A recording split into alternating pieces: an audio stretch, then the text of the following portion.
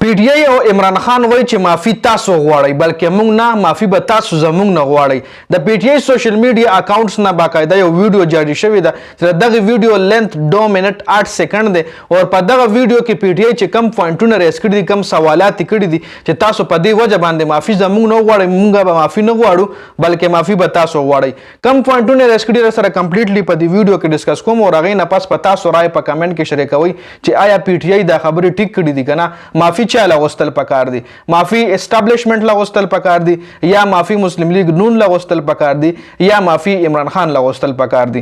ویډیو کې چې کومې خبرې شوي په هغې باندې راځو. منۍ خبره په دغه ویډیو کې کومه ویډیو چې د سوشل میډیا اکاونټس نه د پی ټی آی چې کوم سوشل میډیا اکاونټس چې هغې نه جاري شوي ده، لومړنی پوینټ یې پکې دا ریس کړی دی چې 9 مۍ خپله یو سانحه ده چې کله د ملک یو سابقه وزیر اعظم په ګریوان باندې لاس واچولی شو.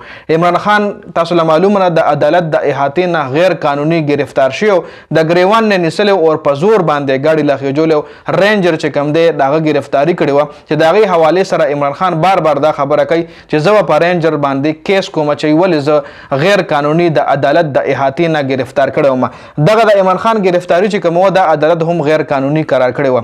دویم پوینټ چې کوم ریس کړی هغه دا دی چې 9 مۍ سانحې فایده اخر چا ته میلاو شوه. موږ ته خو فایده نه ده میلاو، الټا موږ له نقصان میلاو شوی دی ځکه زموږ ټوله پارټي چې کوم دی اوچته کړلی شوې وه. زموږ د پارټۍ څه کسان موږ پرېښو پریس کانفرنس یو کې او څه کسان جیلونو کې دي. نو وایي د 9 مۍ فایده چا ته وشوه؟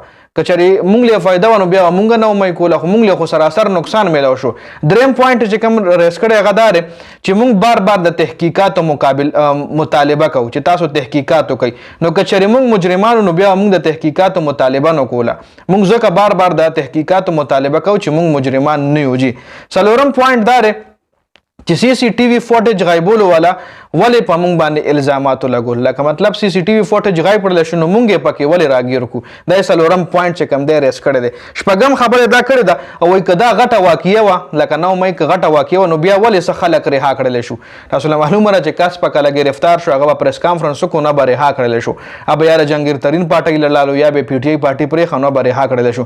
نو دلته وله دا وایي چې 9 مۍ تاسو وایي چې غټه واقعه ده نو بیا مو دا څه خلک رها کړي ولې دي او که معمولي واقعه وه نو بیا ولې ملیټري کورټ ته معامله تله. که غټه واقعه وه بیا مو څه خلک رها کول ولې او که معمولي واقعه وه نو بیا ملیټري کورټ ته ولې خبره تله. لکه دې ځای کې دا پوینټ چې کوم دی دا یو ویلډ پوینټ ریس کړی دی. بلې ویلې دی چې نن یو کال پس شپږم پوینټ چې دی کوم ریس کړی دی وایي نن یو کال پس ویډیو کې موجود توړ پوړ کولو والا خلک چې کوم دي د هغې حقیقت په ذهنونو کې سوالات چې کوم دي د هغې جوابات ترې ورکړلی شي. لکه مطلب په یو کال پس چې تاسو کوم ویډیو کې توړ پوړ والا خلک راوستي دي نو د هغې به هم ذهن ته سوالات راځي که نه، وایي دغه سوالات جوابات ترې ورکړلی شي او په آخر کې ویلي دي چې هم منتظر ہے انصاف کې، هم منتظر ہے هر سوال کې جواب کې اور هم منتظر ہے. دا سوالونه چې څومره هم پی ټي آی ولا ریس کړي دي وایي دې جوابات موږ له دې میلاو شي. جي شپږ پوینټه مې درله په دې ویډیو کې وښول چې پی ټي آی والا وایي چې معافي تاسو وغواړئ. دا مکمل اپډیټس دې حوالې سره تاسو رایې لرئ په کمنټ کې ضرور شریکه کړئ. والسلام.